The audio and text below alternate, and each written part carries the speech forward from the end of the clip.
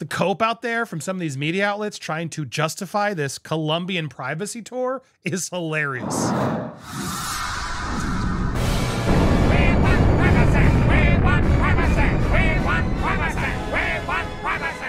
Welcome to Popcorn Palace. I am Andy Signor, and thanks to everybody who's been watching as we've been covering Prince Harry and Meghan Markle's trip to Colombia.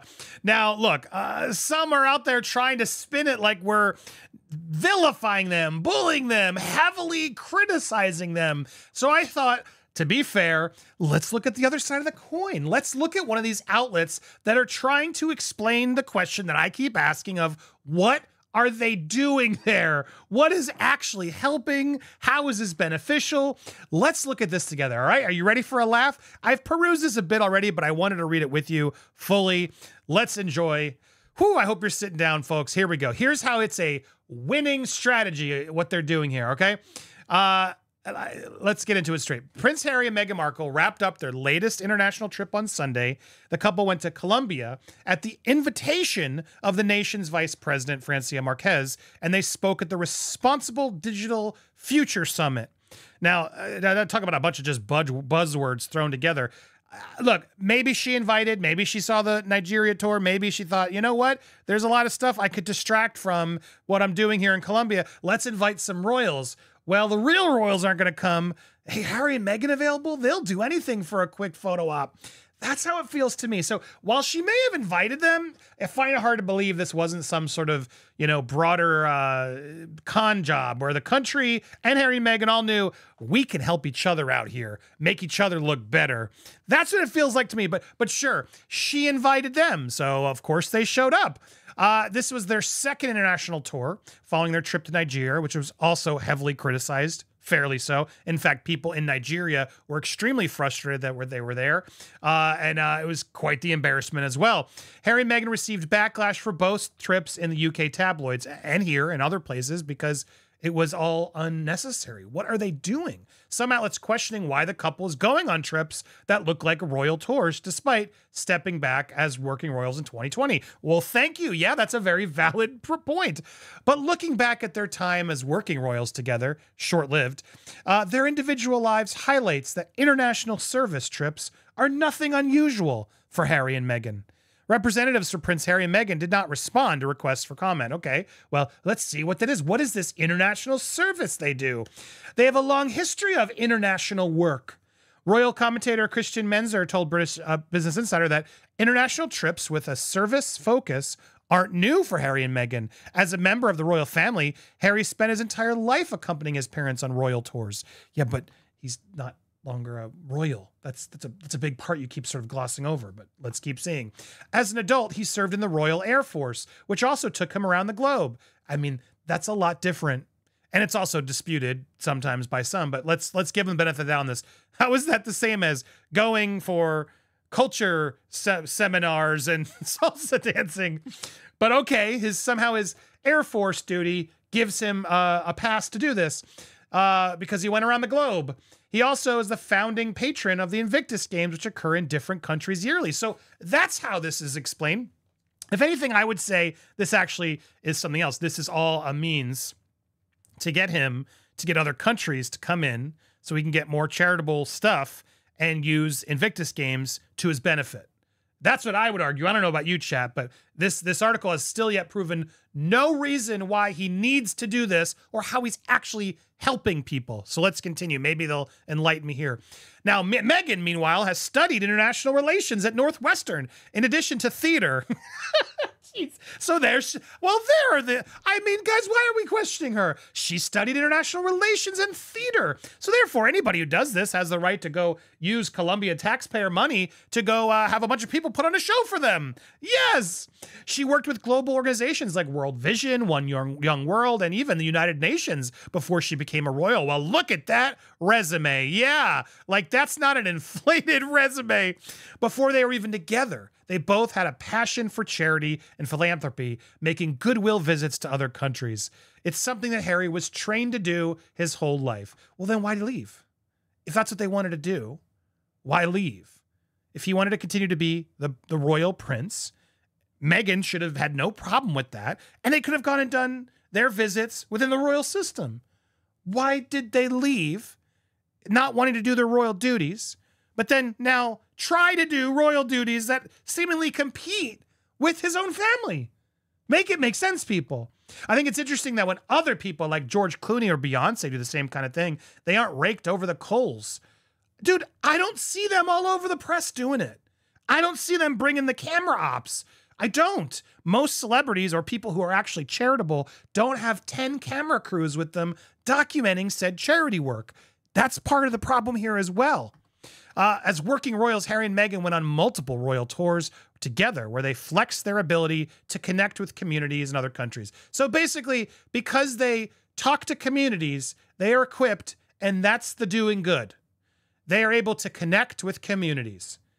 Did they leave like money or water systems or better schools in their leaving? What did they provide aside from photo ops? Still, this puff piece has yet to prove it.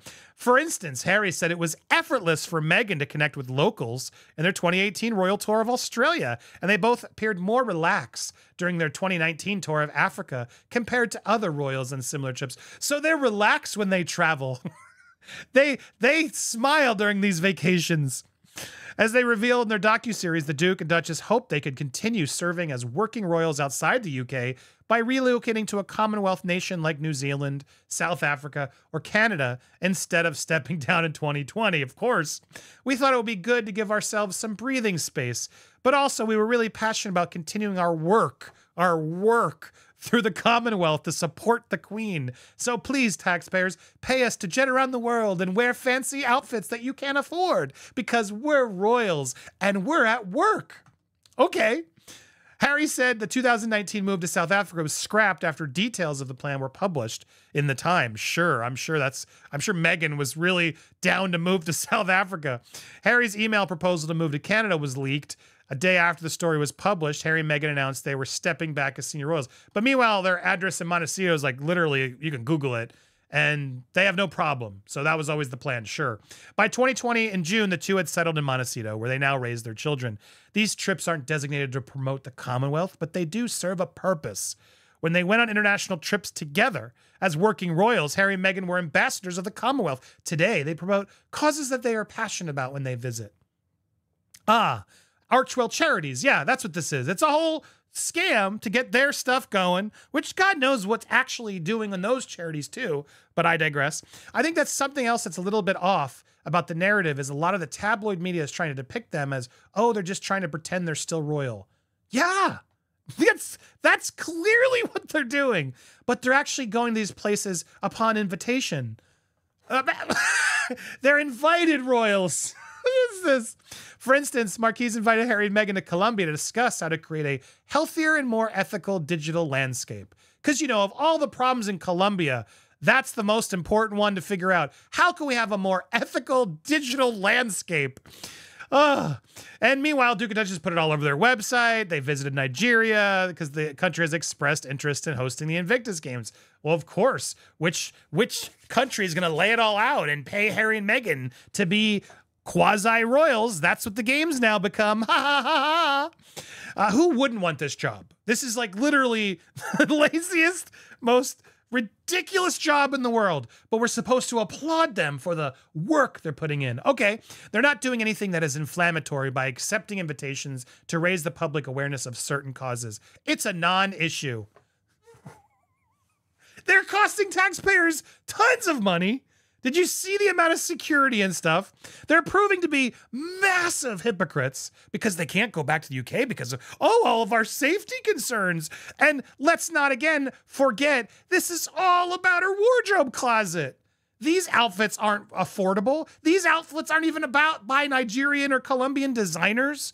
They're doing nothing to promote or help the countries they're visiting. They're just cashing out with these photo ops. Despite the tabloid criticism, the visits offer a new path for Harry and Meghan who have struggled to find long-term momentum. They really need to find, how many countries can you keep going to? They need to find this long-term momentum in their media ventures as Business Insider provide. Yeah, they need to get a real job. I agree. Indeed, Evan Neerman, the CEO and founder of the global PR firm Red Banyan, told Business Insider the Duke and Duchess tell-alls about the royal family and the Netflix spare don't pack the same punch anymore. So literally, Business Insider is acknowledging their job is to tell-alls, but they can't keep doing that. So they got to go milk some other countries real worthy of this royal tour. International diplomacy is Meghan and Harry's bread and butter. Whether the UK tabloid press agrees, leaning into a skill set and passion they both have is the right move for them.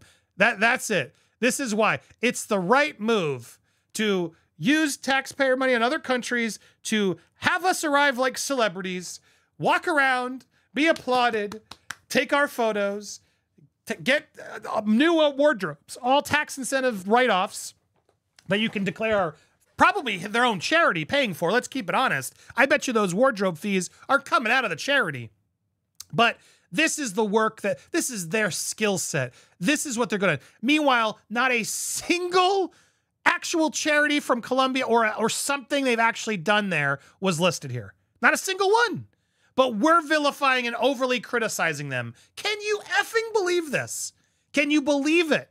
Oh, how dare I call this out for what it is? A PR op to make themselves seem famous and more worthy than they actually are. But no, Andy, stop being a bully. Oh, leave Harry and Meghan alone. They're just out there milking other countries to make them think they're royals when they're not anymore. When they couldn't handle it in their own home turf, they wanted to do it on their own terms. Well, I do too. Can we all now be working royals? Which country wants to fly me out and put on a whole show for me? I will clap for your culture ceremonies. Bring me on. I'll put my crown on. Let's make it happen, people. What do you think?